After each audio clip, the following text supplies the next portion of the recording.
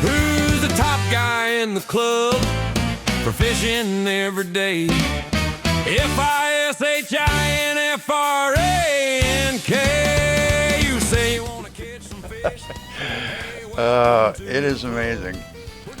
You spend all this money on a mixer and you got all that tied up, and then you have to go through and turn the volume all the way up and turn it back down, or the volume won't work.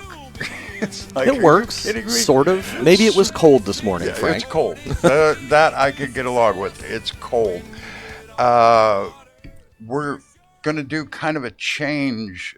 We're going to be doing the fishing report every week with the three of us.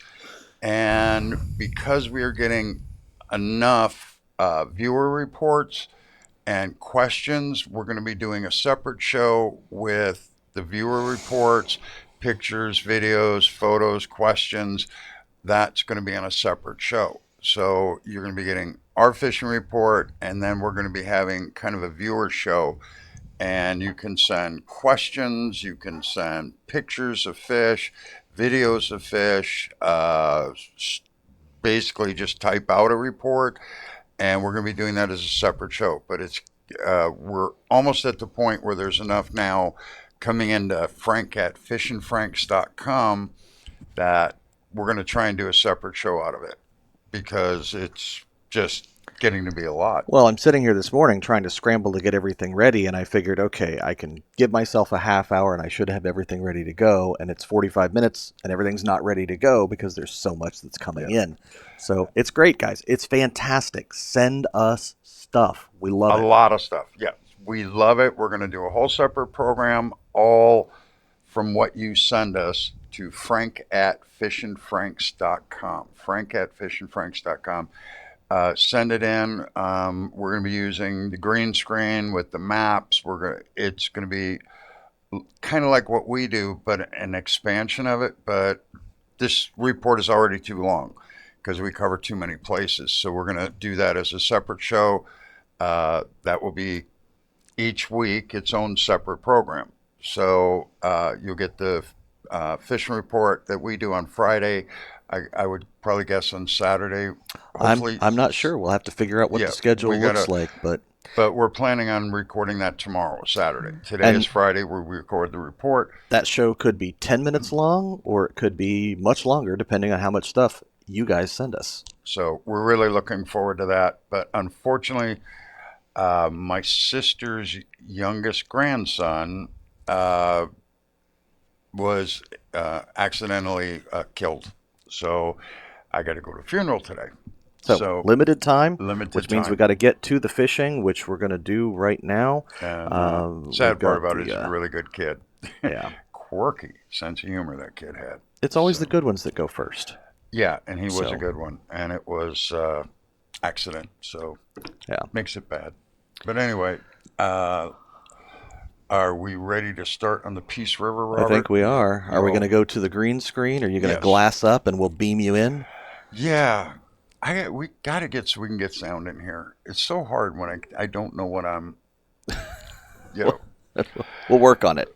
Okay? We'll work on it. What Glasses. It's going to cost, thank you, is... All right, let's get you in here. There we are. It just magically appeared. Now, happy there. It's just going to be money. I'm going to have to buy a better board and mixer. We need to zoom it out a little bit so we can see more stuff. All right. And then let's see if we can get out of the way. Me and Robert in there. There we are. There's everybody. Okay, that's how it's supposed to look. All right. So let's get it going here, Robert. Peace River, Harbor Heights, Shell Creek, those kinds of places. I think I can't. I want to do and say stuff and be cool and funny, but I'm so cold. Listen, it's a solid 15 degrees warmer in here than it is outside, okay? Easily. And it's only like 45 outside, so quit your whining.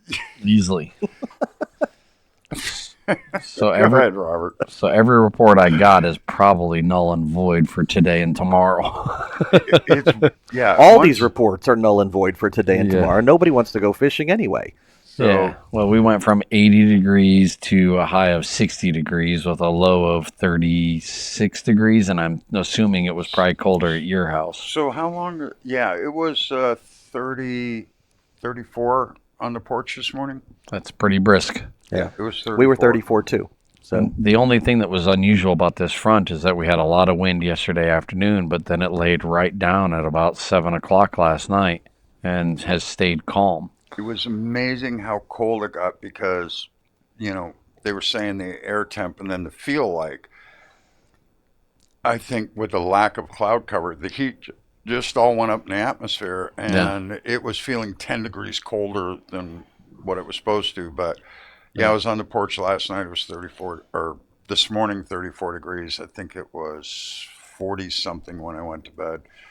But what a day. Yeah. Peace River, we're going from Harbor Heights in the area here upriver, and the snook fishing up there is actually getting good. We've had a couple redfish reports. Across from the Navigator, um, you've got the Navigator, and there's a boat ramp right there. If you have a small boat, 18, 20 foot or less, you can put in at the Navigator and go right across the river. And on that far shoreline, about 30 feet off the trees, there's some waffling on the bottom, and you anchor up in one spot, cast back into those different troughs. There's not a lot of redfish there, but you have a good chance, 50-50, you're going to hook up. More redfish down around Harbor Heights itself, but more from the islands over towards Punta Gorda. Snook fishing is definitely better along Harbor Heights than it is on the Punta Gorda side. But out in the middle, we had the schools of jacks, but I haven't had any recent reports. No, the last report was about 4 days ago. Yeah. But the snook, I've had some reports from Shell Creek and then up there by the the Lettuce Lake. Oh, What's Lettuce that? Lake? The bridge that goes across. Not in Lettuce Lake, but the bridge right there. Oh, 761 Bridge. 761. That's it. And it stands to reason. Maybe. No, I can't do that. I don't want to screw up Josh's mouse activity. Can you get me right I here? can get you wherever you need to be, bud. As soon as here. I can figure out how to get on the screen. Well, that's why I Come wasn't. back here. There we go. Yeah. Let's zoom it in on the 761 Okay. bridge. Just a little bit. Yeah, there we go. Okay. What's going on is the 761 bridge. You got all the pilings holding up the bridge, and that's pretty decent snook fishing around them. This is fairly low bridge. If you got a T-top and stuff, you'll be okay, but you are taking your rods down. Otherwise, they will get hung on the bridge. But down here on this inlet and here, you can actually get most boats up to this, and fishing these shorelines on the end of the island up in here, nice. I've caught some nice snook up in there. Along here, I haven't done too well. I've caught a couple of snook off of here, but this curve right here, I do snook and tarpon here. Tarpon may or may not be there. It's the right time of year, but with this cold, they might have moved into some of the deeper holes. But this is where we get our drinking water from. This is a desalination plant that Charlotte Harbor uses to pull water especially this time of year, it's very salty up here. So they desalinate water here, plus they have wells and reservoirs and all that. But it's the one thing. I literally rag on Charlotte County for a lot of stuff. Excellent job of water, desalination, everything else. Charlotte County does really good. We're in no danger of losing water because we live in Charlotte County. Charlotte County does very good with that. And if you want to see that reservoir, it's pretty big. At one point, they were talking about allowing fishing trips in there, but they absolutely, upon reflection, said no. But can we go back to this right here? I want to look at that shoreline right in there. Okay. Now, this is all underwater, what you see here. This is not above water. This is underwater sandbar. Along this island, you see a deep water coming in. Up here, you can get in. I've caught some snook over here, but my best snook fishing has been right in through here. A lot of fun. As soon as you go in, that immediate shoreline on your left. And You can catch snook coming all the way around here, but you want to be there on a higher tide. That's not a lot of water. And again, this is underwater. All this is underwater. And here's your actual shorelines back here. But I should catch more snook here, you would think, but I haven't had the best of luck. This end, on the other end, I do pretty good. And over here, I do pretty good. Little bit through here. Now, this is literally about a mile from my childhood home. So we drove this 761 a lot. And my mom asked me one day if I had seen all the flamingos out there in the river. And I said, flamingos, Mom? She said, yeah, a bunch of flamingos. If you drive over the bridge and you look off to the right over in this section over here, there's a bunch of flamingos hanging out there. I see them every single day. And so I said, okay, I got to see this. Maybe it's spoonbills, maybe it's something else. I drove across, and there's a bunch of crab traps out there with pink markers. And I said, Mom, maybe it's time for glasses, because that's not what it is. I am... everybody, people ragging on Elon Musk, but Elon, autonomous self-driving vehicles, we need to have them. Yeah. If you get a DUI, Tesla. If you get a little too old and instead of saying, okay, you can no longer drive, Tesla, self-driving car. Think of how many problems. If they actually get that, I'm selling one of my vehicles and getting one. I don't like electric vehicles, especially they're stupid as a primary vehicle. But as a secondary vehicle, I can go to the Lime Tequila, have 2 or 3 margaritas with my meal instead of one or a half of one, and car, take me home. Yeah, and on the way there, you'll be able to do your makeup and hair. You don't have to worry about that at home. So it'll be fantastic. Remember, I was asking about getting hair and makeup done? Yeah. And Tim said he would volunteer. He's a mortician out at Charlotte great. Memorial. Tim said, as long as I bring a table where I can lay flat, he will do my hair and makeup. And, Fantastic. Tim is probably the best mortician. And I get it. Just make sure that he doesn't have a scalpel anywhere nearby. Oh, no. I worry more about the little tubes. I don't know, if you can do it with. But Tim said, now I've got Tim, the mortician. He's going to be taking care of my hair and makeup. That's great. Let's talk about the Darce Park Boat Ramp I-75 Bridges area. Thanks, Tim. I'm looking forward to it. I haven't gotten any reports there in the last several days. Okay. It's about 6 days old, unfortunately, for that spot. We'll just slide ourselves downriver a little bit and talk about the 41 bridges. Okay. So they've been getting some snook there at night. Mostly small guys. I haven't heard of anything real big over probably about 30 inches. But they started picking up a few more mangrove snapper, a couple of whiting, a couple of trout. There was a school of ladyfish / jacks that a couple guys said were busting loose out there, but they couldn't really land any of the ladyfish. They were throwing the hook every time. They were moving back and forth on a small group of glass minnows or something out there. And then they also caught a couple of small bull sharks off of there this past couple days. Okay. I would not say it's on fire, but this cold front is definitely going to start to make things a little bit better on this end of the harbor, because this is a significant one. It's going to last several days to actually cool the water temperature down this time. Winter's going to last about a week here. Yeah. We're not expecting spring for about a week and a half. Yeah. About a week and a half, we'll expect spring again. But Your cobia report's dried up?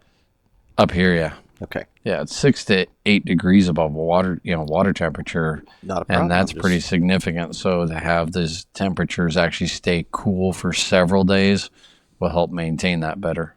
I dig it. The Lashley seawall? I got nothing from off of there. Okay, well then we won't even bother looking at it. Let's just move on over to Spring Lake Park. Okay, that area, they've been mangrove snapper. Guys are seeing a lot of sheepshead, but they're all small. And then a couple of guys have got some snook there at night standing on top of the bridge, along with one guy got another trout off of there that was pretty decent. I think he said it was like 19 inches long. Yeah, you got to come into the boat ramp, come all the way back, and park. There's some parking for cars there. Then you got to walk up and around. But be careful. It's not supposed to be for fishing, so be careful. Vehicles, especially if you go back to cast, you don't want to hook a Volkswagen as it goes by. You know, that's this is the waterway coming out. It comes out to Port Charlotte Beach. Most of this is pretty good for as far as water hugging the outside bends. I catch a snapper up in through here, and there is redfish down, usually on this point right in here where East Spring Lake cuts off. But from East Spring Lake over to Port Charlotte Beach, there's a lot of shallow water in this area. So while this is slow no wake, be very careful on this last little bit. Once you hit the beach, you got quite a bit of water. All right, widening us out to the whole Salt and Brackish Canal system for Port Charlotte. Did you drive by any of the spillways, Josh? I haven't gotten there since it rained a little bit. I don't know if there was enough rain to make any water come over. None of I them. doubt it, but I didn't look. None of them. The one right there by Gators wasn't flowing, and the one over down by the gas station wasn't flowing. Okay, so they're not flowing. So otherwise, if we get another rain, which is unlikely for a while, as soon as those dams start flowing, run, go get those snook and tarpon will show up within hours Yeah. of that water starting to flow. But you got to have more than that quarter-inch of rain that we got, because that just got I got slurped literally right into out the at the sand. house, we probably got 2-3 inches. Did you? Yeah. Wow. That's pretty impressive. Yeah, I mean, my wheelbarrow had that much water in it. Wow. That's pretty impressive. Okay. So the canal systems themselves, there's been a lot of small snapper, small sheepshead. There's been a handful of snook. The Pelham Waterway guy that lives up there, he's fishing off of his dock. He's been catching 15 to 25-inch snook just standing on his dock, both with shrimp and paddle tails. I always forget the name of the canal going to where the old locks were. Manchester Waterway, off there Midway. Oh, the Ackerman? Ackerman. When you come in I here, always screw that up for some reason. when you come out from Port Charlotte Beach, right out towards the harbor, it's one that cuts off to the right.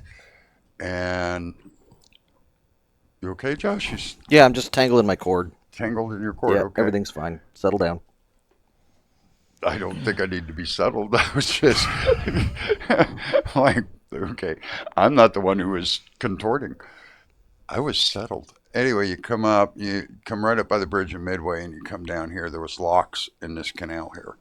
Guy's catching, he got 2 snapper that were 13 inches there, along with several in the 10 to 11 inch range. And then This is he the time of hooks. year usually there's bluefish in there, and Yeah. I haven't heard anybody catching bluefish in there. No, he did catch a small jack and had a juvenile tarpon on for one jump. Cool. So Because this canal, this system back here, and then Burnt Store Isles, we'll show you that when we get there, are the 2 places in Charlotte Harbor where most of the winter there's bluefish. This was the first place we ever heard of anybody catching bluefish, and between this and Burnt Store Isles, and you would think, why in the canals? it's unusual for them to be up in there. Yeah, but that's the first place we ever heard of them, the 2 places that are most consistent. Yeah. So where are we off to next? We are sliding right over to that thing, the El Jobean Bridge. So the guys have been still snook fishing there at night. And they're catching some snook along with a few trout. During the daytime, the anglers fishing right there underneath the bridge have been getting some mangrove snapper, short sheepshead, a couple of whiting, and then the other one was the guy had juvenile tarpon on there, but he also caught a 3-foot bull shark, had a cobia up next to the boat, but couldn't get it to bite anything. It just swam up to the boat and was hanging out there. He doesn't think it was legal size, but it was still fascinating to him to see a cobia swim up to the boat. It's always cool. Yeah. It looks like a shark and a catfish and maybe a salmon all got together on a wild night, and 3 o'clock in the morning they all decided they're going to have fun, and that's what you get, because it is a crazy mixed match of looking fish. It's and they'll come right along the surface, come right up, hang right out next to your boat, under your boat. We're going to be doing deep dives into cobia and all the different fish shows, and we're going to be doing more in depth on spots. But we were going to wait until we get out there with the boats and the cameras and all that. And I said, well, we'll get you a basic one now, like we did Shell Creek, and as we can get in there with the boat and camera and the drones, we're going to get you more and more updated stuff as we go with this. But the Myakka River area, Myakka Cutoff. Couple of short trout in there, some small snook, and then a guy caught a couple of small, like rat reds, like 12, 14 inches. Yeah. And he's fishing shrimp right there on that north end of that one little island. The first island you kind of come into as you're coming in from the north entrance. Back into this section here, Yeah. and down along inside of the bar. This is Hog Island. You got Port Charlotte up here, and as you're coming up, you go up the Myakka River. For about a mile away from shore, there is a sandbar that comes out. This is very, very shallow. But if you get your boat around backside of it and you're going along the shoreline, there's a lot of little cuts and bays and little areas. You can find it's 50-50 when you go there about the redfish, but it's not a bad spot to try. Yeah, but if you look at it, you can see, like you're talking about, there's all these little bits of structure. This is an island right here, right there, tip my finger. This is all underwater. All this stuff here, that's underwater sandbars. But look at the troughs in this sandbar here. That shows you why this, if you follow it in on a tide, you can actually get into here. This is real shallow over here. It's a little deeper on this side.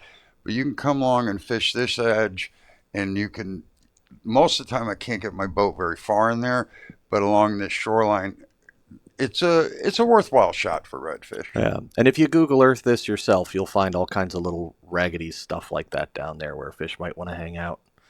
It's a cool place to explore, first on the internet and then in person. And that's what we're going to be doing. We're going to start off with Google Earth.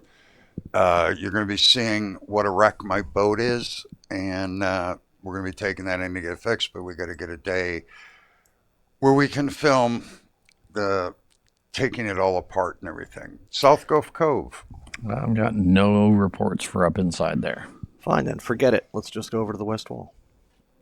Okay, the west wall starts at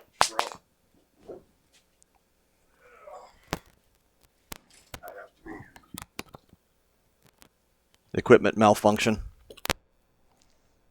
Better than a wardrobe triple wired malfunction. to keep For my sure. microphone going. Yeah, But we definitely don't need to see Frank's nipple in the middle of this report. Wouldn't help Trout's anything. Creek here, all the way down to Muddy Bay. This is the west wall. So they've been getting a lot of different reports from over in there. Underneath the bushes, they've been getting some redfish. They're seeing more redfish than they are catching them. And I'm guessing it's just because of the mullet fishermen that are out there with everything going on. That's why we have such a hodgepodge of reports the last couple of weeks, because that full moon in December is when the mullet spawn. So they get a little leery when they follow them, because redfish like to follow the mullet. But also underneath the bushes, they've been getting some snook. And then on top of the bar, a couple guys have been seeing some pompano. Don't know of anyone that's caught any, but they've skipped a couple. A couple guys saw some small cobia over there following a couple manatees that were along the bar over there. And then also on the outside of the bar, they got into a couple schools of ladyfish. There was a lone Spanish mackerel in with those ladyfish. And they saw a couple small bull sharks swimming around them too. Very The cool. water is super clear over on that side, what everyone's telling me. It's supposed to be like really, really nice and clear Both with this sides. trout. Yeah. I haven't checked. Everywhere in the harbor pretty much. I haven't checked the current flow in the river to see if Probably because down it to wouldn't show nothing. up till today or tomorrow if there's going to be water coming down or not. Yeah. It's hard to say how much rain hit upriver. Not much. They had quite a bit of rain in Ocala, that area, but not nearly as much as we would like for down in that area. All But right. no, it's been decent, but I'm guessing the river probably didn't do anything. Is that what you're looking up? Yeah, just see if I can find it here real quick, see how long it'll take to load. Sometimes this is fast and sometimes it's just not. It has nothing to do with your internet speed. It has everything to do with the database on their end. So It's a government website. Wouldn't expect anything but. exactly. Hurry up and wait. Oh, the state just changed their whole sales tax website, and it's so much better. Oh, I'm It's sure only it's new four and times improved. harder to use. And then you got to figure out, in this county, we have 7%. You got to get everything figured out. And then when it won't take, you got to raise it by a penny. That's the least I've had to raise it. But I just keep going up a penny at a time until it actually takes it. Nice. Because they say, well, we're rounding up now. Instead of whatever the calculator would say or whatever else, now they got you rounding up. And you just got to guess what that number is. Yeah. There's no way to actually formulate that unless you're willing to pay several percent more. All right, so looking at the river here, we've been running at about 80 cubic feet per second at the Peace River at State Road 70 in Arcadia. And that's been for the last several days, since January 10th. As of last night, it picked up and it went all the way up to 92 cubic feet per second. But now it's And dropped back down to 87. basically, it's got to be about at 200 cubic feet a second, you see staining in the river. At 500 cubic feet per second, it'll start making a difference on the west side. Yeah, and just to see the difference, on July the 7th, which was our highest peak for last year, we were flowing almost 2,000 cubic feet per second. Right. So that's a real river flow happening, and that's not even flood stage. Flood No. stage is usually closer to 4,000 or 5,000 cubic feet per In second. order to see any real difference in the harbor, it's got to be more than 500 cubic feet per second. Yeah. So yeah, not a whole lot of river flow All is right, what we're saying. Cape Hayes. That's where we go to the Cape Hayes Bar. Cape Hayes has had a lot of ladyfish on it and a handful of trout. The trout have been out farther towards that little deeper trough and closer towards the marker.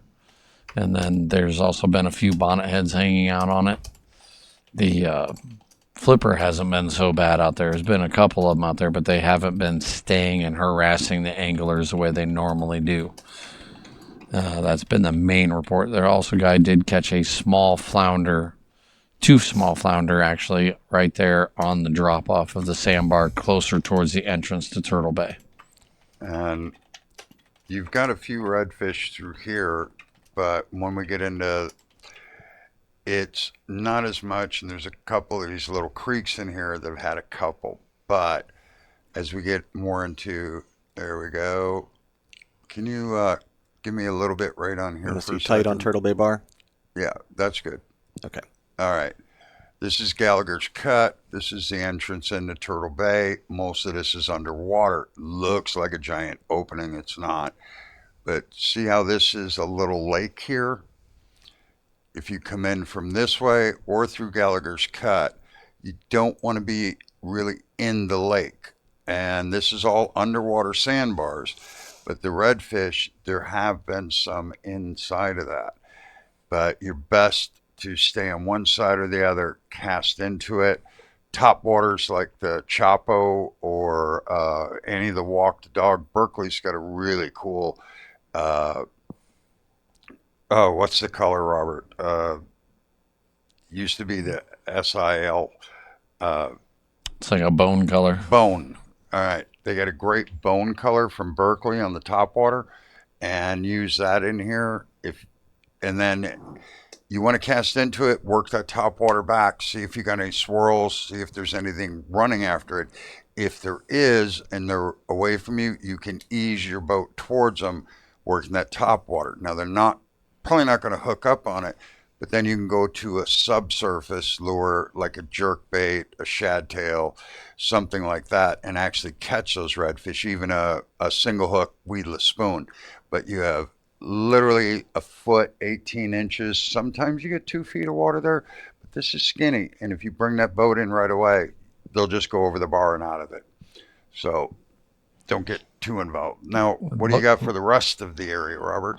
There's some snook in there. They've been kind of lockjawed a little bit. They're catching the smaller guys. What little bit of white bait that was out there, guys, are now just starting to switch over to shrimp mostly. Pinfish if they can find them. And that's what the snook are starting to focus on the pinfish, shrimp. What, twice a week right now? Yeah, maybe. Maybe, but we're trying. Yeah. He's at least trying because he does call each time when he's going out to try to get them, which is better than any other pinfish guy we've ever had. So, yeah. So he is putting an effort into it. Hopefully he can start bringing us some numbers. I told him we want 2,500 a week. All right. So The sheepshead are starting to move in up underneath the bushes and on the flats a little bit. Biggest problem is that, you got the mullet guys are still moving in and out of there a lot. So if you're lucky enough to get in there before the mullet fishermen come through, the fish are not as spooky. But if you're getting to the point, because the water is, we've already talked about, super clear, and it's been so wonky with the temperatures, the fish are very, very spooky. They're all on edge. It doesn't matter whether you're a redfish or a snook or a mangrove snapper. They're just too much activity coming through there, moving fish around a lot. all right.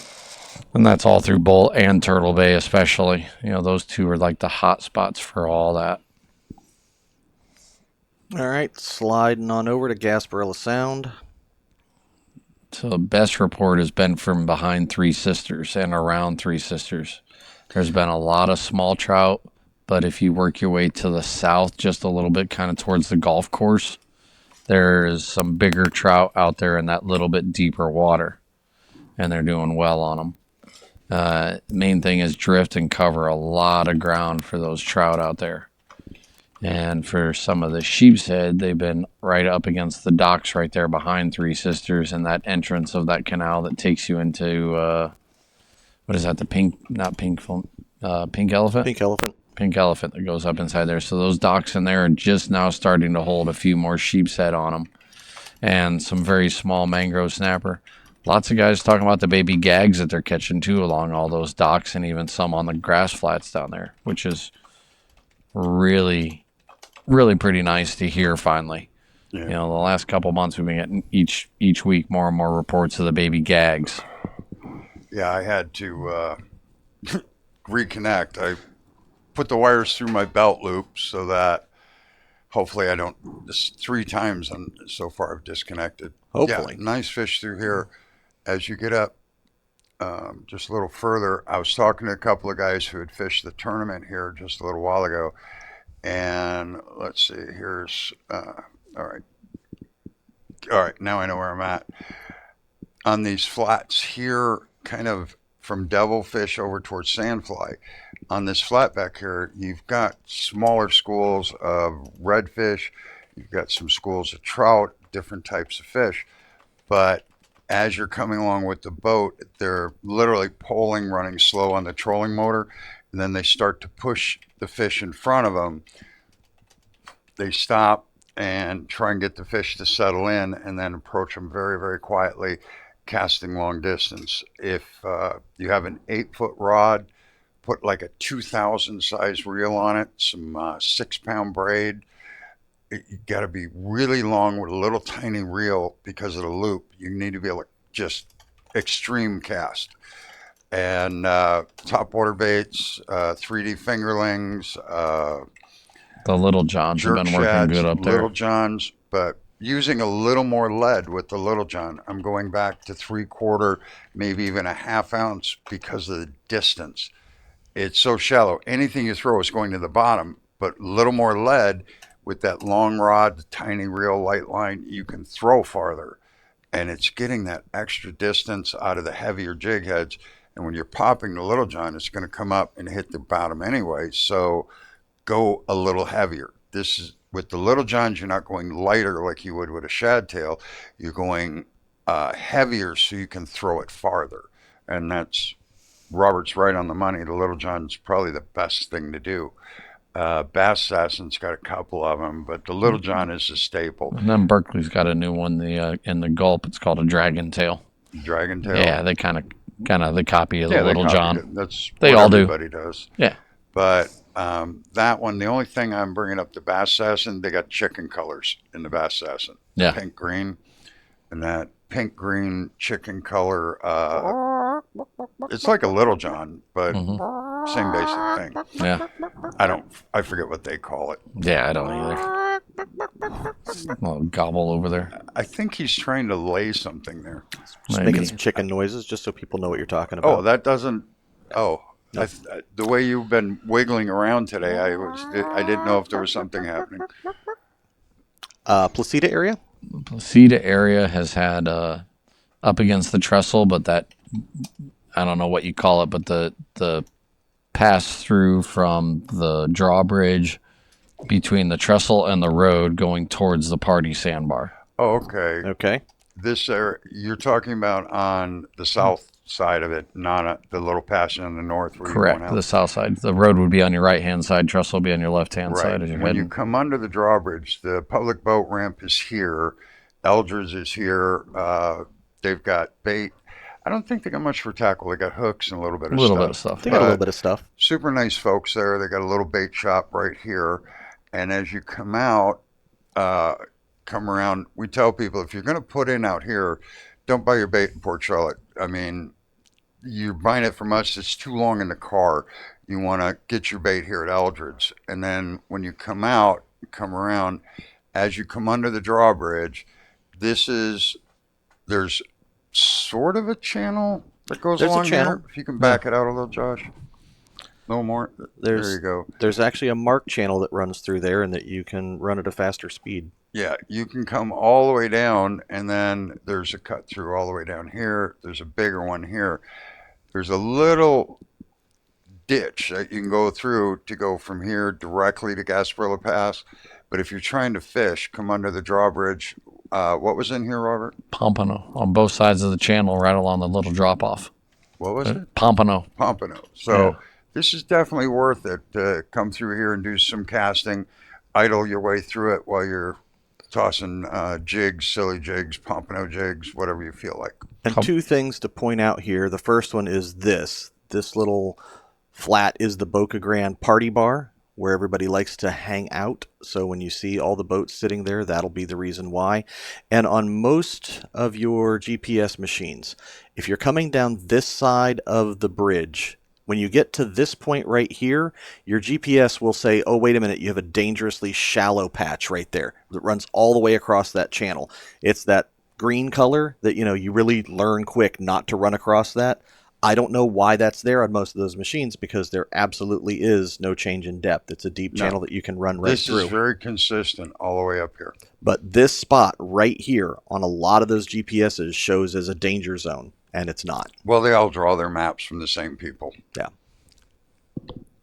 So where are we off to now? All right, Pompano around the trestle. Anything else in here, Robert? Some small sheepshead, couple of bonnethead sharks, and then over by the on the north end of Boca there, that before you go out of Gasparilla, those docks right there. Oh yeah, these docks right along here.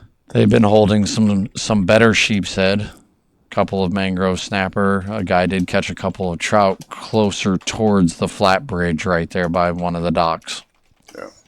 That's about all I've heard over there, but the water is unbelievably clear. He actually had to drop down to 20-pound fluoro in order to get some of those fish to start chewing because he could see different fish, but just couldn't tell what they were and just said, okay, I'm dropping down size leader. Yeah. And nighttime, this is when I was doing night trips, I used to fish redfish under these docks all the time. Right. Maybe they're during the day, but much less chance. But once it got dark out, the redfish would just start loading on these docks and go in there. This is probably summertime. You're about 9:30, 10 o'clock at night. Wintertime, they'll start probably around 7, 8 o'clock. Usually by 8 o'clock, there's some fish on those. Also in this area, I did a fishing class out in Englewood yesterday, and one of the guys in there, and of course I didn't write his name down because I said I'll remember it, it's not a problem, and of course I completely forgot it. But he said he was at one of the Charlotte County meetings, and they were talking about the Placida and the Boca Grande piers. And the Boca Grande pier, of course, is in Charlotte County. They said the Boca Grande pier itself, which is this, was in pretty good shape and wasn't going to need major repair. The walkway out to it, though, which is this part here, is all blown out. It's all pitted. There's big chunks of it missing, so that's what they've got to fix. But I've got to go back and find this out. I only found this out late last night, so I haven't had a chance to verify anything. So but if they only have repairs to do this, I'm going to say that's 2 years from now. well, what I was going to say is it'll probably be if faster. this is fixed and they only have to fix a little dirt work, which is a few days, it'll only take like 2 years to get to it. So, you know. but that's better than the 8 years for the rest of the piers. So, you know, or it's 10 or 15 or it's something never. to look forward to. Maybe possibly. Like I say, there's many things. And remember, this is my little thing I want to put in here a lot. Do not vote by name recognition. Please find out what the person did or didn't do before you vote for them. Don't just go, oh, it's John Adams. I know that name and vote for it. Please don't do that. Yeah. And for the same reason, voting by party affiliation is also a bad plan. Bad plan. I don't want to do anything party or non-party because you upset somebody either way. But look at the individual. Look at who they are. Look at what they stand for. Name recognition is the worst way to vote. Party's second worst way. Find out what they did or they didn't do. Because not all Republicans are lunatics or crazies. Not all Democrats are lunatics and crazies. Sometimes you got to find out what the person wants, especially in local elections, because wackadoos exist everywhere. Sorry, boys and girls, but do indeed. We're on a campaign to hopefully make government accountable for what they do, and especially for what they don't do. Sorry. Lemon Bay, Robert? Lemon Bay, I've got nothing from up in there. This whole insured huge body of water and you got nothing? Not this week at all. Isn't there a whole Lemon Bay fishing club over there in Englewood that they just... There is, but the majority of them come down lower parts Englewood to fish. Fishing Club is, if you live anywhere in the Englewood, Rotunda area, Englewood Fishing Club's the bomb. Nicest folks. They're a little party oriented. They like to get together and have picnics and all this. They get together at fishing tournaments and all that. It's kind of a broad spectrum, not just a fishing club. If you but want to get when they do that, a lot of the talk is fishing talk. These guys really do get out there on the water and catch them up. And they've got great reports mingling between them, but it's a social / fishing club. But definitely, if you just want to go there, look it up. It's in the Rotunda Center. They meet, second Thursday of each month? Yes. Second Thursday just tell at them Fishin' Rotunda Frank Community said, Center. I'm coming here to see it. Yeah, Just and said, it's Fishin' free Frank to told go. me to show up. You know, there's no charge for you to just go attend one of their meetings and find and out what see their if you deal like it or is. You not. don't have to be a member. So, But if you're looking for something to do for you and the wife, both of you will enjoy that. It's, if you're into fishing, you're going to enjoy that. If you're into the social aspect, you'll enjoy it. and just for clarity, I did have a couple of Lemon Bay reports, but we decided to move them into a whole separate viewer. We've got viewer reports that I have a goldfish. we're going to be doing another show because not only do we have the fishing reports, we're getting questions about stuff. So we want to have a forum that you can do your reports and ask questions, and everything will be there. So it's going to be a separate show. We don't know. It should be. Josh and I are going to try and get that done tomorrow, so it's out tomorrow, sometime afternoon or evening. That show should appear. But Josh got the radio show on 92.9 Kicks Country. That's 7 to 9 a.m. So you can hear Slack Tides Radio then, and then he's got a fishing class he's doing. So he's going to attend a fishing class. Then we're going to come back here. We're going to record the viewer segment of this. Hopefully Robert's going to be involved, depending upon how busy the store is, because of the questions. If that way all three of us can answer questions, then you get the best answers, or at least the best argument. So I had one report from Lemon Bay, but it was from last Saturday. and it was just one report. Just so, a little aged. So yeah. So it's not really relevant enough to discuss. So where are I we got going now? We are going out to the Gulf, the big briny blue, where they had 11-foot seas yesterday. Yeah. 11-foot It was seas. a little peppy out there. So the only couple reports that I have was one guy that went out of Venice, actually got into some red grouper in about 80 feet of water. And that was sometime, I guess that was, Monday when he gave me the report. So it was over the weekend. He got some lane snapper and mangrove snapper. He got a mangrove snapper, his personal best, at 4.5 pounds. And then he saw some flying fish at several different spots on his way out.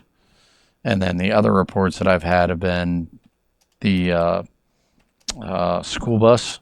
Yeah. Their mangrove snapper, small lane snapper, some grunts, and a couple of nice sheepshead. The guy got a 16-inch sheepshead or 17-inch sheepshead off of there, and a couple other smaller ones. The Jewfish or Goliath grouper got real bad on him, so he ended up leaving after he caught 10 or 15 fish.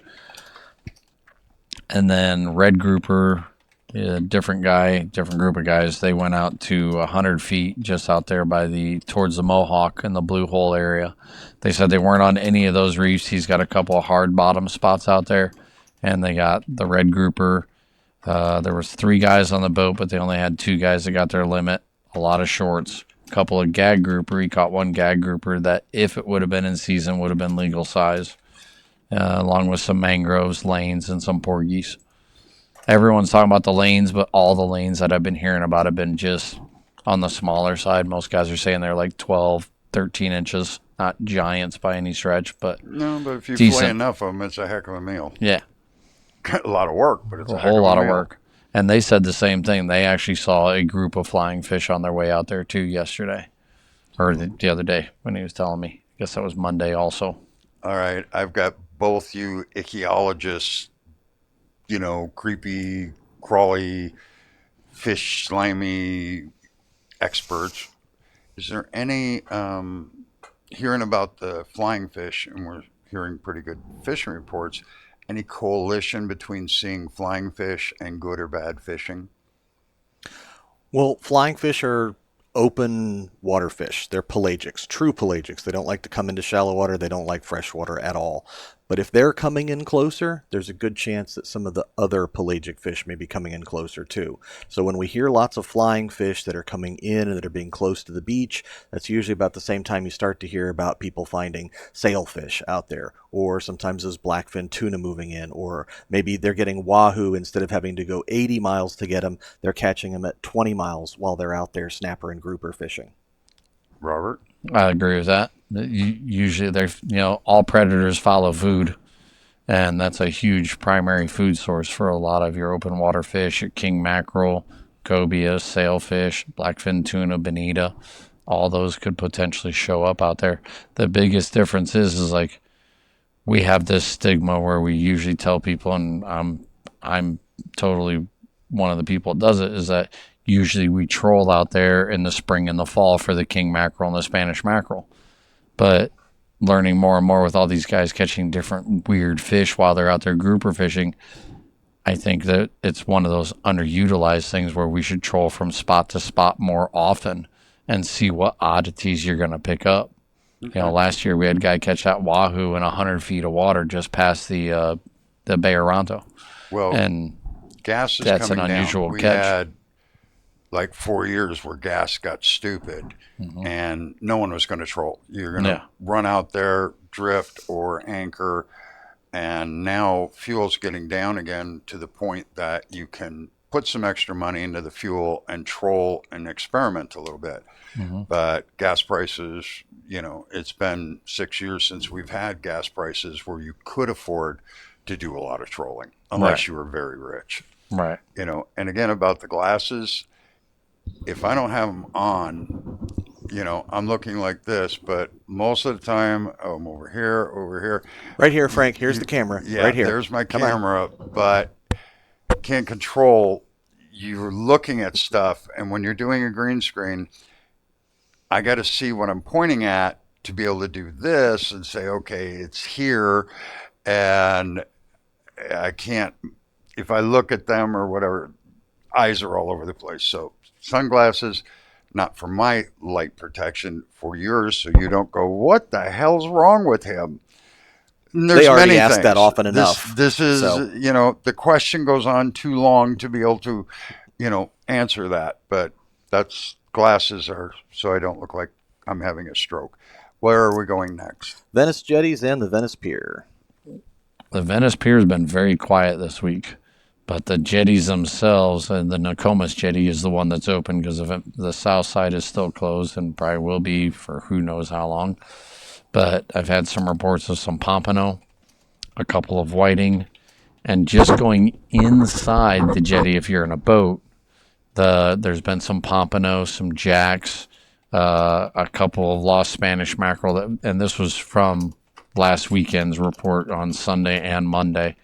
So that's all different. Obviously, with the cold weather, it's completely different now. But the one gentleman, he was saying he had a field day with Spanish mackerel, ladyfish, pompano, a couple of mangrove snapper, and he was catching them all on the pompano jigs. He was in here yesterday morning, and I was chatting with him for a while. He bought half a dozen different colored pompano jigs, and he found that the color didn't seem to matter. It was finding his right rhythm. He was finding that just bouncing it where he's only raising his rod tip about 6 inches and almost dragging it right along the bottom was getting more hits by all the different species. If he started working it a little aggressively, that's when he got the Spanish and the other stuff, the more open water. But the pompano were all just subtle. Barely off the bottom. Barely off the bottom. Now, one thing when you're fishing up here is be aware that whenever you've got a nice weekend, you've got any type of holiday, you could have hundreds or thousands of inner tubes, makeshift boats. There's a lot of partying goes on through Venice. This is a huge area for groups of people getting together and going down the intercoastal somewhere to someplace. For some reason, there was a group of witches, and I'm not kidding you. My next door neighbor, who is a very good friend, his wife belongs to one of these wiki, I don't know, whatever they call witches to get together. What? Wiccans. Wiccans, that's right. All right. And they go up here and they have floats and they all get together and go in big flotillas. Who knew witches were into partying on the water? So I guess give up the broomstick, get a floaty, and go up the intercoastal. If you put a Wiccan in a boat, do you then call it a witchcraft? Yes, that would be a witchcraft. Very good, Josh. All right, Punarasa. Yeah. Anything? That was cute. Ponderosa, I've got no report there. For Robert, okay. When Robert goes, Glad that I was took cute. the That's trouble. like someone else going, I can't believe that. Yeah, that Robert was extremely entertained by that. Mm-hmm. Yes. Well, all my jokes are totally inappropriate, so clean jokes, I'm just saying. Oh, yeah, you don't get to tell jokes. No, I not actually at all. swore on one of the shows. Did you? Second time in 30 years or so of doing this, I was like, He just threw an F-bomb right out there. Just yeah, talking to RJ, just bombed it right there. Josh had to go and put disgusting bowel sounds in it. Nice. Redfish pass? Redfish pass, I got nothing either.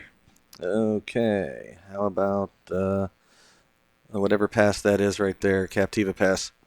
Captiva pass, all around the vicinity of Captiva pass. On the inside, they're getting some nicer trout. Lots and lots of pufferfish beating you up, so some of the guys have switched over to small bucktails, like the old kind of traditional pompano jigs the way they used to be, and picking up some better trout that way. The Miradine has been working very well on some of those better trout. They're catching a couple of Spanish and ladyfish mixed in with them because of the lure activity that they're using. What else has been right there? The baby gag grouper, a couple of whiting right along the edge of the channel, but mostly it's just been right there on the inside of the pass itself. Okay. I got a little bit, but I got to wait till we do Pine Island Sound. Yep. Because it's the other side of the bar. Yep. All right. North we go, up past Cayo Costa and to Boca Grande Pass. So Boca Grande right there proper. I haven't heard of anything about the tarpon. So I'm imagining they might come back if it warms up by the end of next week, but it's hard to say. But the mangrove snapper have been in there more in the middle to south side of the channel in that 36 to 40 feet of water range. They've been getting a few sheepshead on the north end by the old oil dock, and along the sandbar they've been getting some pompano. So as you're going on that north side of that channel going out towards the buoy, a couple of guys have been hooking some pompano out there. There was some bait out there, and guys were seeing some Spanish mackerel, not catching many, but they, a couple of guys hooked a few small ones. Also, a couple of big black tips were caught right there along that channel in the pass itself. Okay. Yeah. This is that iffy time of year. There should be Goliath grouper under the phosphate dock, but it's been so sporadic. It's just the last few years went from big numbers, okay, this is the water temp, they're going to be here, to very sporadic all year. Yeah. I don't know what that's about. I think a little bit of it is you hear a lot more about it during tarpon season. When the tarpon bite slows down, those guys go over there and beat the snot out of it and catch a few, and then. And I think they used to have a boardwalk cover on this. Now there's section of pilings. They pulled some of the pilings, and it doesn't have the heavy overhead cover it used to. And every time we have a storm, it gets less and less, even though people literally took it apart because, this is ours, you can't go there. So I think it might have something to do, because remember Liverpool, when I first came here, we all went to Liverpool to fish because there was snook, there was tarpon there was all kinds of fish there, but it had a heavy boardwalk cover. Mm-hmm. And without the boardwalk cover on this, to me, that might be what's doing it. We'll know if this, because of the way the weather is, we're kind of getting back to cold winters, warm summers type thing. Right. We'll know by the end of this year if that's the case or not. Don't know. Just pointing out what may or may not be. All right. So all along this area, we have beautiful sandy Gulf beaches, and you can wade out there and you can surf fish. Anything been going on out there, Robert? So at Milton Pass itself, or Stump Pass Park, they've been getting a few whiting, a couple of pompano, a couple of small sheepshead, lots and lots of puffer fish out there along the beach. You thought it was just bad inside the pass. There was a couple customers said it's amazing how many puffer fish are catching, but they're actually catching some that are like 6-8 inches long rather than the little 2 or 3 inch guys that bite off your tails off your soft plastics. And what's sad is the meat on them is really good. It's considered a major delicacy, but if you nick that one little organ in there, it puts poison all over them.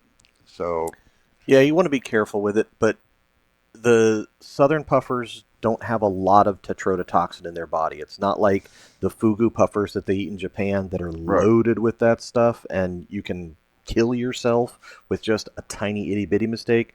With this, I don't recommend going in and cutting organs or eating any of the skin, which is where the tetrodotoxin is mostly concentrated, but more likely you just get a tingling in your lips, maybe some numbness that could travel.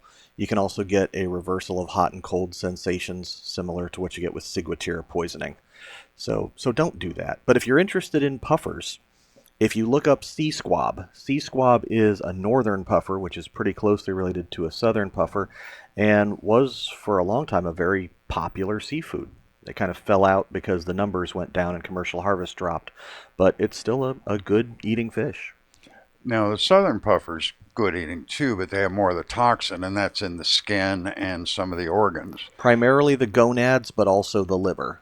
So if you're filleting them and you were very tidy about gutting them and getting all the guts out and then just eating the meat, no skin, you're not going to die, but you could still end up getting some very weird sensations, and it's not worth it. Yeah, if you want to learn how to do it... If they were a little bigger, I could probably see it, because You could flay up a couple of them, have a real nice meal, but they're so small.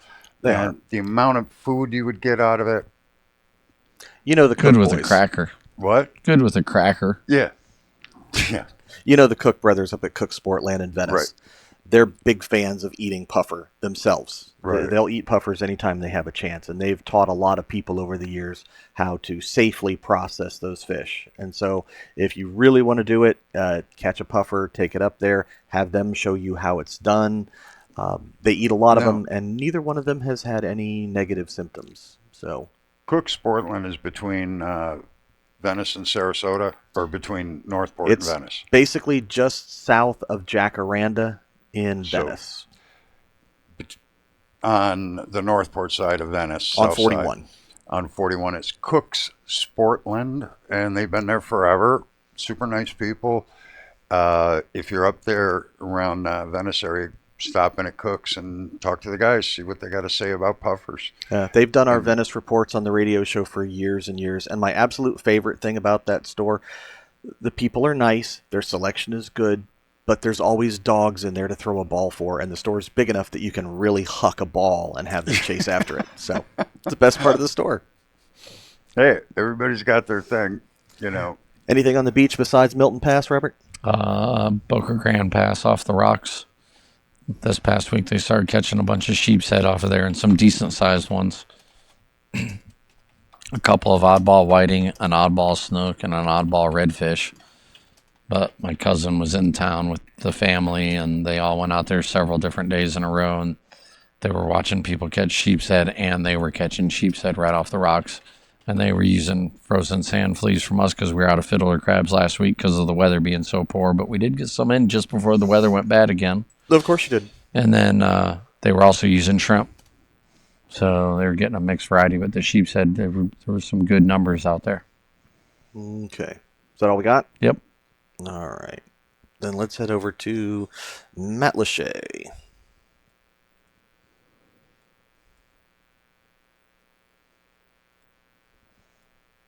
What do we know? So my friend John's been kayak fishing down there a little bit, just south of Matlacha. And they've been getting some trout up on the flats and around the bushes. A couple of sheepshead, couple mangrove snapper. And they've been seeing some redfish. He's been getting a couple of redfish way in some of those little back creeks going in towards, I guess, technically Cape Coral. But going into the mangroves there. And he's been seeing some big snook. He hooked one really big snook. Shocked him when it jumped out of the water. At first he thought it was almost a tarpon because it was just how it launched. But he also caught a couple smaller snook. Saw a couple juvenile tarpon. Been seeing a few sharks swimming around on the flats, but not catching many. But the trout has been really good down there. And that's all I got for that vicinity. Okay. And that's south of the bridge. Just south of the bridge, yeah. Okay. I haven't heard of anything off of Matlacha Bridge proper. Would you go lift the bridge up so we can see south of there a little bit? Yep. Thank you. And there's all kind of stuff back in here. All these little. That's a lot of islands. You know, there's a lot of islands showing, and then there's a lot of this is underwater.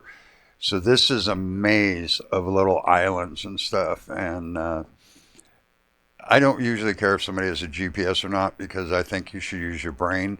But if you get back up in here and you're trying to find your way back to here, having breadcrumbs, the little trail on your GPS can really help. I've been back up here before GPSs were out, and oh my God, you get lost. You don't think so because it's not that far. It's like maybe a mile, but you think you're in the middle, and that's before this was so built up here. But there was no noise reference for road traffic and boat traffic. It was just, where the heck am I? You know, you're looking at the sun going, okay, sun's going that way. I'm going to follow that. And you're hoping not to get a heavy cloud cover. Yeah, because it's very confusing back there. A lot of places to fish. All right, we'll hop over to the other side of Pine Island and take a look at Pine Island Sound. All right, give me a little bit more here. A little bit. Oh, now come, out that way. You've got the fish shacks all through here on the back side.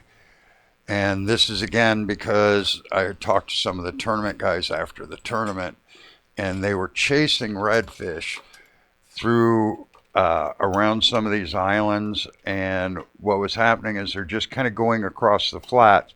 You've got anywhere from probably 6 to 15 redfish in a bunch. Some are smaller with only 3 or 4, but you're literally watching them. And as the boats come up, they go down towards the bottom and they're going slowly across the bottom trying to escape. They're not waking where you can see them go. You've literally got to look for them. Try and get as big a brim on the hat so you're in the shade with it. If you've just got a little tiny, it doesn't help. You got to have a great big bill and try and get good polarized glasses. Either Flying Fisherman, if you don't want to spend a lot of money, makes a really good, inexpensive polarized glasses. So does Strike King. So Strike King and Flying Fisherman, if you want to pay, less than $100, less than $50, these are the best polarized glasses to get. But I'm wearing Flying Fisherman in here because amazing people. Literally, if you ever meet them at a trade show, you will understand why I like Flying Fisherman. Great product, great specs, good eye protection as far as UV, UVA, and all that, but inexpensive as well. All right. Anything else in Pine Island Sound? A lot of trout around Patricio and down below Cabbage Key and even behind Cabbage Key. A lot of nice trout in some of those deeper sand holes, but they're catching them from 2 feet of water up to like 6 feet of water. So they're mix match all through there because the water temperature down in there as of last weekend was ranging anywhere from 76 to 81 degrees, depending on which flat you were actually on. And it was very surprising how well they were doing on all the trout, but they were in so many different locations. Haven't heard much for snook or any other critters for that matter, but definitely a lot of trout. Back here on the backside, around Patricio, you've got this channel here, and there's some pretty good fishing. You can actually find bays in these islands that are good. And let's see, where am I?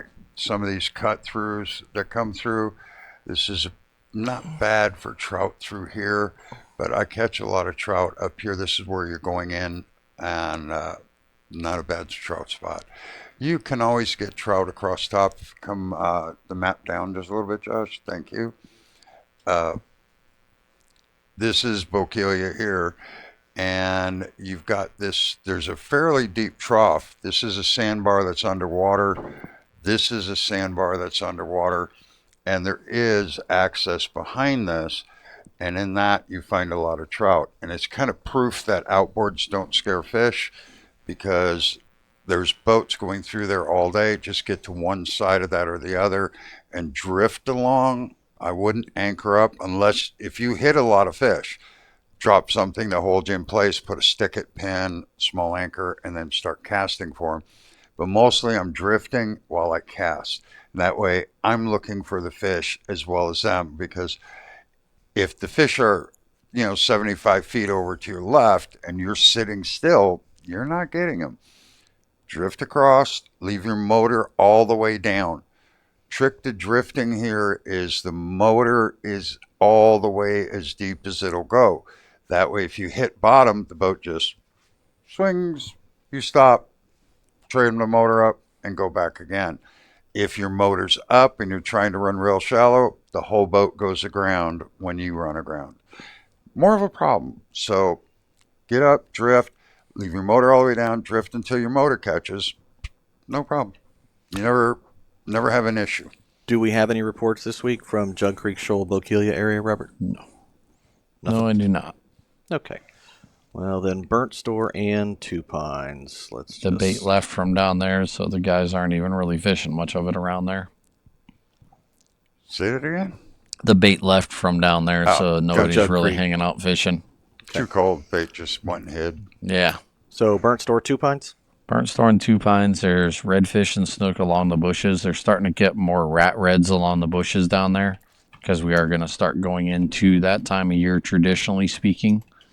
And then on top of the bar, a couple guys have been skipping some pompano, catching a couple pompano, along with some lady fishing trout just on the outside edge of that bar.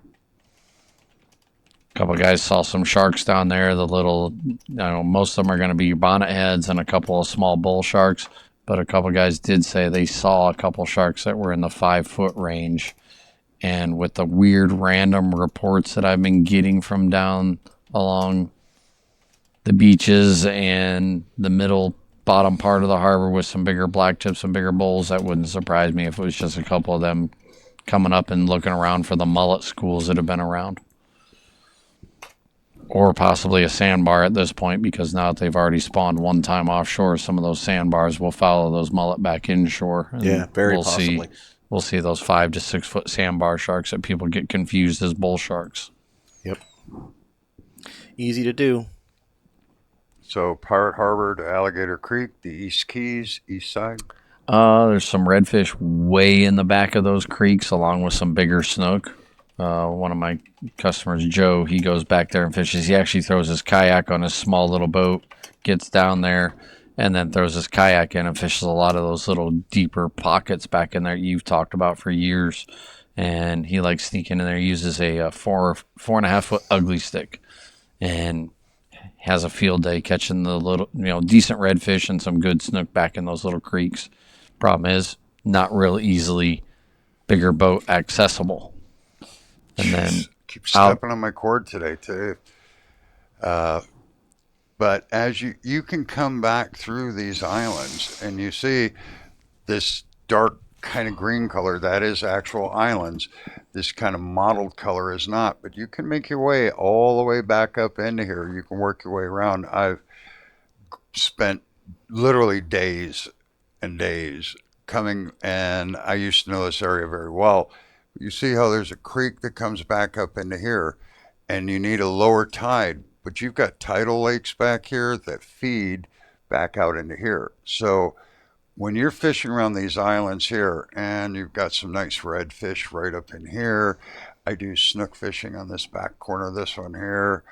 There is a passageway back here, and this is not as good as right off of this island, but you see you've got a lot of water right in here. And this point, springtime is where I go find small tarpon, like 5-footers. They're a lot of fun right off here because they like to hang out in through here. But when you think, okay, you're here and you think you're in the middle of nowhere, you can go back another mile. There's a lot of ways back there, but follow the water in and make sure you follow the water out. If you get in here and high tide has passed and you're having fun catching fish, keep an eye on that depth finder, because I've been trapped back here for probably 6 hours at a time waiting for the water to come up. And this time of year, it could be days. It could be days before you get out of there. So make sure your cell phone's charged. Make sure you're aware of how much water is coming in and how much water is going out. Not high or low, actual amounts, because this can get... It's a long ways to walk from here all the way out to the sandbar to flag down help. You might be better off walking to Burnt Store Road. No, it actually gets worse going that way. Going back to Burnt Store Road, yeah, you're going through some marsh and stuff I'm not going through. I'd rather walk out to the sandbar and flag somebody down. Anything down around Pirate Harbor, Robert? A lot of trout on the outside edges and some bonnethead sharks. The trout really haven't moved up inside Pirate Harbor yet, but I'm guessing after this next couple days of cold weather, we might hear some better reports inside Pirate Harbor proper. Okay.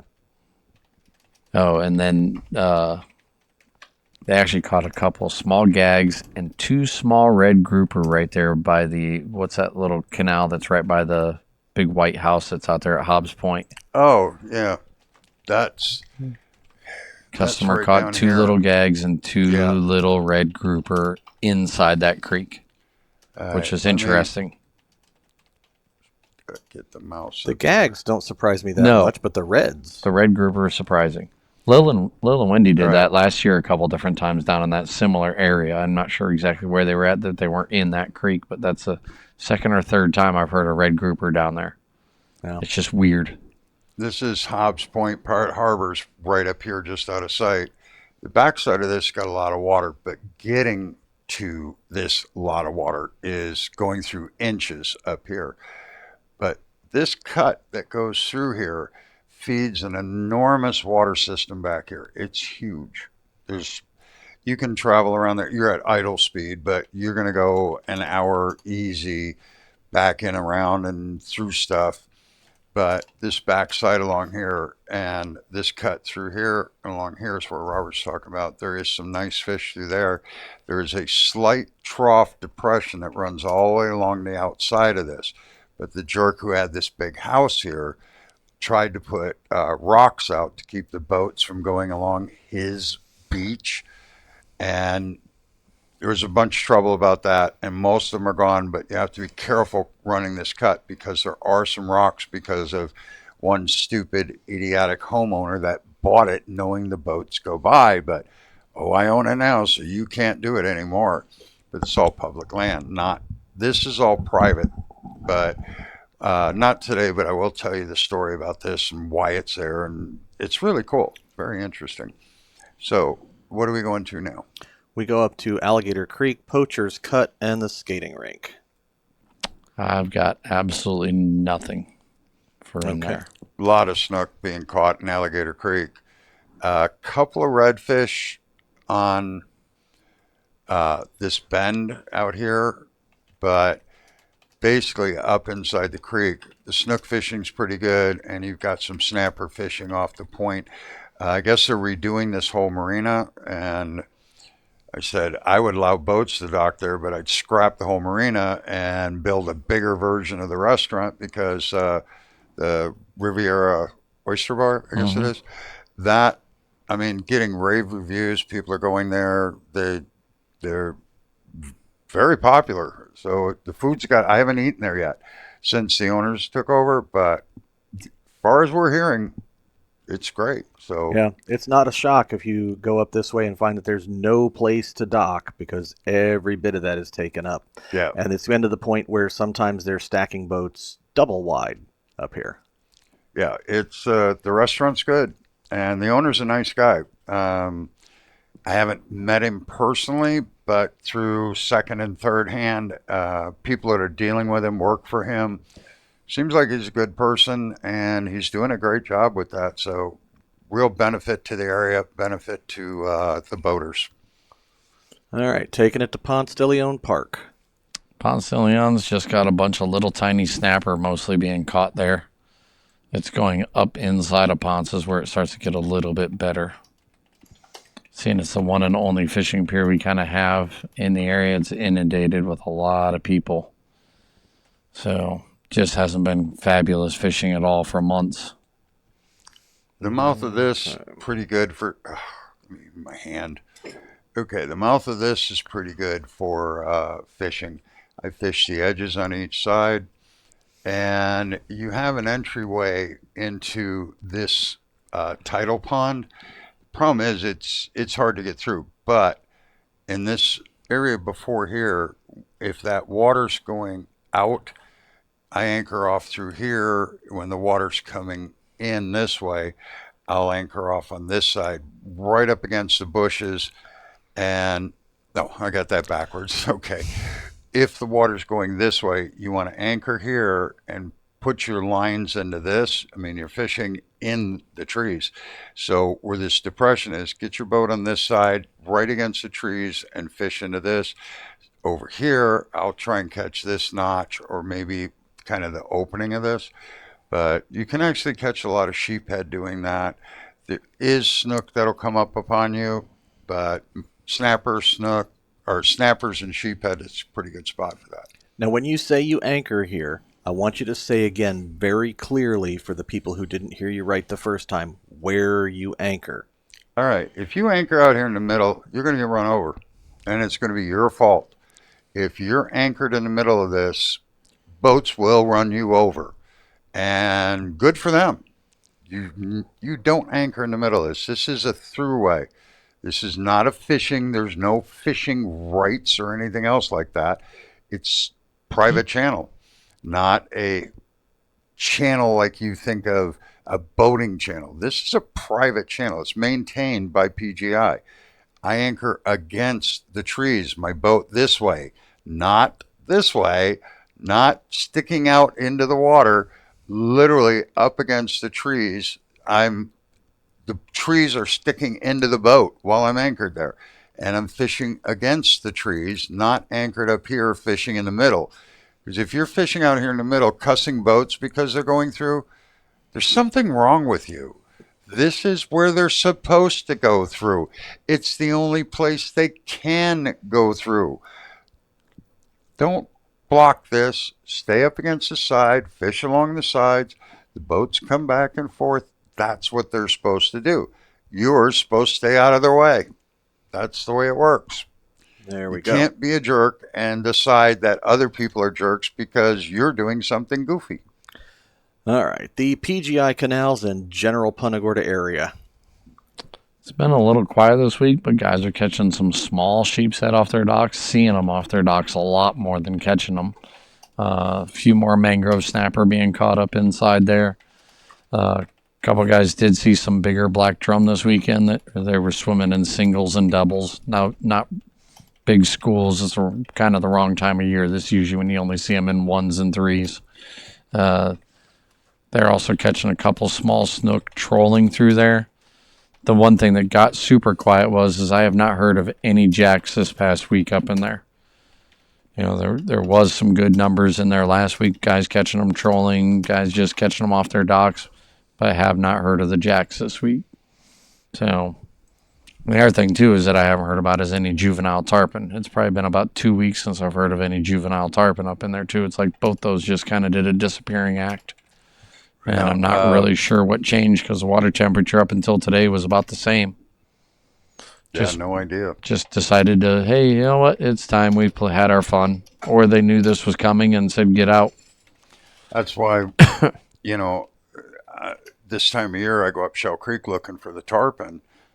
And you go there and there's tarpon everywhere. And it's just crazy. And a few days later you go back. Nothing changed, but they're gone. Yeah.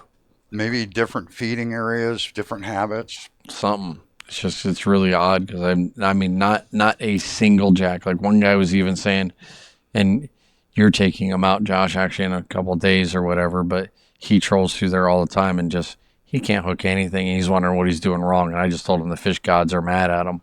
But after talking to several other people, they aren't catching any jacks whatsoever trolling this past week. Yeah, I don't know what's going on. And like you say, it's not a temperature issue.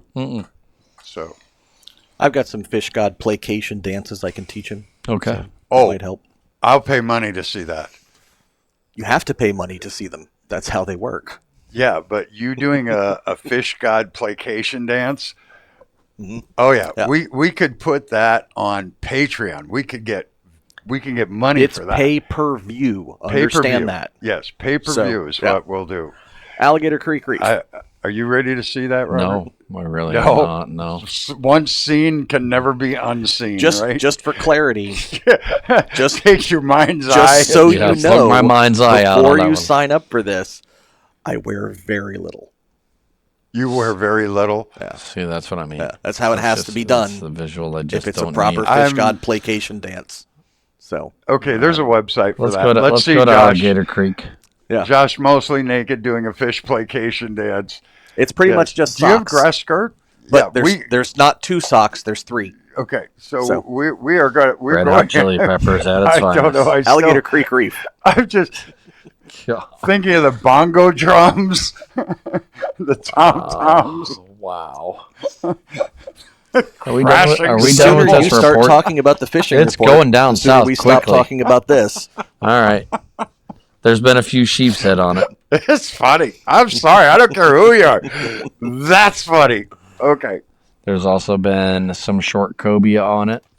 And a guy did catch a bull shark or possibly sandbar off it that was about 5 foot long the other day. He didn't have a good enough picture of it to identify it, but it was a nice sized shark. And he caught that using cut bait. He just had a cut mullet, just free lined out the back because he was hoping for a cobia. Which is Other why than you that, use wire leader when you're fishing for cobia. Huh? 'Cause- He was just using one of our shark rigs, so he had the circle hook on it just in Yeah. case. But either way, I mean, that wire helps a lot because you know that your bycatch is going to be those sharks. Yeah, absolutely. All right, sheepshead cobia sharks, that's it? Yep, couple small mangrove snapper, but nothing special. Those are probably barely worth reporting. Yeah, The 20-foot holes, nothing. nothing. Ghost town. The baitfish reports. Same thing. They're gone.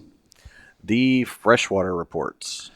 Haven't had much of that. We sold a lot of shiners this week. A couple guys did catch some 2 and 3 pound bass, but they were moving from spot to spot in the Northport canals.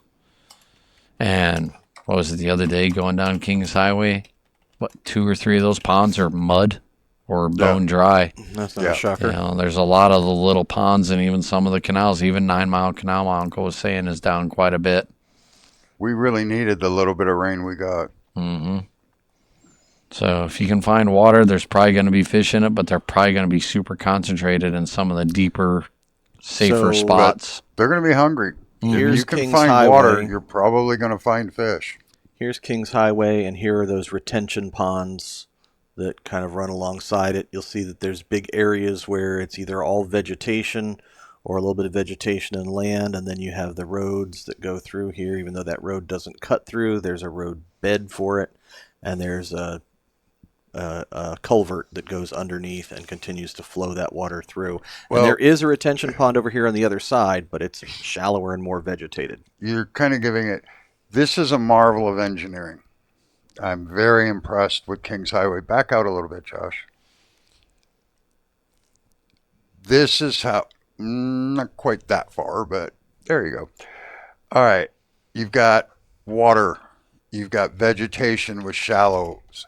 You got a drainage that takes the water off top, dumps it into the bottom over here. Then you've got deep water settling ponds, and then you've got natural filtration. Every ditch should be set up like Kings Highway. You've got very deep ponds where the water can settle and let the sediments fall out of it. Then it goes through, like here, all vegetation. And as the water goes through there, it's taking out ammonia, nitrates, all this kind of stuff, cleaning and filtering the water as that water comes down the canal before it gets to the harbor. So it's a natural filtration system that works very well. And every ditch, everything that we do before it gets to the creeks and rivers and everything else should be done like Kings Highway. This is the model that you should see everywhere. That's basically how the Everglades filtered water until the government decided to do stupid stuff to it. Not the guys who did the canals. They worked. They drained it. They saved lives. But put a berm around the outside of them so that we have water retention behind it. Let the canals do their job. Same thing here. Great bit of engineering. There's another Natural thing that I'm water going to add filtering. to that. What? Another thing I'm going to add to that. Surprisingly, the state hasn't come in and sprayed all that, unlike don't- all the other canals that they do. Yeah. The spraying for they're- weeds has got to stop. They're spraying Hillsborough or 9 Mile Canal now. They're spraying the neighborhoods back there off of Midway and Olean. Okay, they're not choked up with hyacinth. This is killing everything in these canals. And they say that spray is not toxic. And I believe them. I believe that the spray does not kill fish, but it kills all the grass and the vegetation. And when that's decaying in the water, sucks all the oxygen out of that area, and all the bait, the minnows, the small bass, small crappie, small bluegill, all get caught up in that decay. And that decay sucks all the oxygen out of the water. And probably for about 10 minutes. Now, name me 4 creatures outside of a whale and a seal that can hold their breath for more than 5 minutes. Pretty much all the fish die because of that spraying. And it's not the spray. And the guys who are doing it actually believe they're doing okay, but they're killing everything here. And it's been getting worse and worse ever since they started spraying. But they're also killing crucial habitat for that's the beginning of the food chain. You know, you're not going to stop the hyacinth or the hydrilla or any of that stuff. It's critical habitat for tadpoles, dragonfly babies, minnows, grass shrimp. All that stuff thrives in that. On top of it's a natural filtration for, like you said, nitrates, nitrites, all the fertilizers, herbicides, pesticides that flow through there. It's a huge ecological system and promotes bigger bass. Okeechobee was world renowned in the 80s and early 90s for giant bass. Now it's known for going over there, and if you catch a 5-pound bass, hey, you did something. Yeah. And it's all about the spraying. And the people spraying, don't get mad at them. They are not spraying a toxic substance. They are spraying a substance to kill the weeds, which when they die, the decay sucks the oxygen out of the water. It's the second and third hand killing, the loss of habitat, the loss of all this little tiny bait. That's what the problem is, because the state wants this done because it's so cheap. You can spray for 2 cents on the price of $1 for what you have to go and remove the weeds. But we're also losing everything that made Florida famous, our freshwater fishing, as well as our saltwater stuff. But that's really what's happening. It's not exotic and it's not this and that. That's the start of it all. All right, well, way to end on a low note, boys. That was sad. Hey, on the brighter side, we do have this cold front that's lasting several days rather than 2 days. So that's actually going to do a legitimately pretty good job of bringing our water temperature down to probably where it should be. We need it to go down because in a little while it's just going to get stupid hot. And everything to make all this work right now, getting this as cold as possible, is a huge help. Well, and also to make the fishing better in general. Like on this end of the harbor, we've had such a mix mash of stuff where the canals have not been phenomenal. They've just been okay. Certain days have been great, but that's normal fishing. The sheepshead haven't moved in along the beaches, the intercoastal, or into the upper harbor the way they normally do. It's just a little trickle here and there. So it's same like, way with I the got trout. so much eggs in me, I'm going to explode. I guess I better go, but nature's not telling them to run to the spawning. Yeah, we haven't heard of a great deal of the schooling up of the small trout along with the bigger trout scattered on the flats the way they should be. All that should start to take place over the next several days. So that's one of the coolest parts about having like 2 nice cold fronts back to back that are significant cold fronts. And what we need is a lot of cloud cover, because cold fronts without cloud cover allow the solar radiation to go right into the water and absorb, and it gets everything heated up. But if we have days with cloud cover, that is what reflects, keeps the sun's rays from cooking the water all day. And if you remember a number of years ago, they thought we were going to go into ice ages because everything was getting colder and colder and colder. And then all of a sudden, no, it's getting hotter and hotter and hotter. And what they found out was the air pollution was so bad, it was reflecting sunlight back out into space. So every year as the air pollution increased, the solar radiation would be bounced into space, and so the ground was getting cooler and cooler. Hence, they thought we're going to go in an ice age. Well, as they started fixing the air pollution, more of the sun's rays was hitting the ground, and it started getting warmer and warmer and warmer. So global warming happened because all of a sudden it all reversed. It was getting colder and colder, and now it's getting warmer and warmer. And eventually it went into climate change because different volcanoes, different things, blocks the sunlight coming down to the ground, or it doesn't, and it gets very, very hot. But it was actually the absence of air pollution that caused global warming. And it's pretty weird when you start really looking into everything. But on a good note, everything's okay. I mean, we're going to have hotter years, colder years.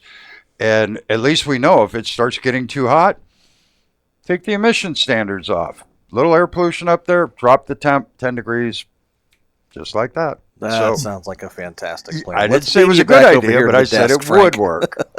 Let's we beam you learned back that from in the here. 70s. You used to be able to drive up like you're going towards Pittsburgh, And you'd get closer, you'd see this brown haze all the way across the top of the city. I mean, it was just a cloud over every major city, all the air pollution. And it was getting colder and colder. They fixed the air pollution a bit, and things got hot. Just telling you what was. I'm not telling you that this is, I'm literally saying, the Ice Age thing was real. Global warming, absolutely real. If you take it into context of the cleaner the air gets, the hotter the ground gets. And so now we're in the change because no one knows what's going to happen year to year because of environmental factors. Can I beam you back in? Because I'm concerned you'll get stuck in the map if I don't. All right. I'm very, very worried about that. Beam me back to my chair, Joshy. Okay, so let's see if we can get the thing to... Oh, here we go. Okay, ready for this. Oh. There we go. All right. Get rid of that, and get back to this one. And look, there you are, magically, mystically back in your chair. I should have beamed your sunglasses off your face, but I don't have the button to do that. So, yes. Oh, much brighter in here, isn't it? I usually am not that affected by it, but we got the big overhead lights, and wow, hit me. Yeah. Okay. I'm not looking forward to the rest of this day. No, I'm sure you're not. This was fun. But I got somber stuff that's got to go through for the rest of the day. Any final words, Robert? Stay warm and wait for the big changes that are going to start to happen over these next several days with the fishing. Josh? I haven't even had a chance to think about it, but I am looking forward to the listener fishing report. Yeah, and I'm kind of thinking how we're going to organize that. And I think we'll kind of go the same way through the spots. Yeah. But the other way might be easier is just take the email that people emailed to frank@fishandfranks.com, and we'll do that, show the spot, and then rather than trying to organize it around, which is going to take a long time, just do it by the email. Show the spot. Okay. Yeah, you can zoom out and zoom in quicker than you can but I am trying going to to have organize to it. edit y'all's emails. I'm not just going to show the emails on the screen because, No, we're going to talk about them. Yeah. But, and if you could, when you're doing written reports, please send us a picture to go with. That way we can have the picture up of you while we're reading and talking about it, answering questions. Because we have some questions, we're going to try and get Robert to join us. If it's just fishing reports, Josh and I can handle that. But email your pictures, videos, type us out a fishing report and send it to frank@fishandfranks.com. Today's Friday. I don't know the date, but it's Friday. 16th. And, it is the 16th. Tomorrow we're going to be recording the viewer reports and questions. So yeah, anything you guys send us today, we'll have available for tomorrow. Yeah. So that's going to be done. We're going to try and get them both done, but we're going to end up doing another show because this one's too long the way it is. So we're still need, and really enjoy those. So please send them in. I think that's about it. That's good because the music's starting to play. I hear it. Yeah, I don't want to face this day. It's not going to be good.